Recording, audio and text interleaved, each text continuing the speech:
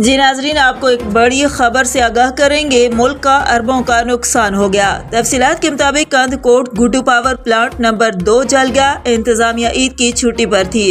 पूरे प्लांट पर सिर्फ 4 लोग थे। लापरवाही और कोताही से हादसा हुआ, जिससे आग लगी और पूरे प्लांट को आग ने लपेट में ले लिया, जिससे पाकिस्तान को 25 अरब रुपए का नुकसान हुआ और अब इसको बनाने पर 1 खरब से ज्यादा दरकार होगा। अगर बर वक्त हिफाजती इकदाम किए जाते तो इतना नुकसान ना होता।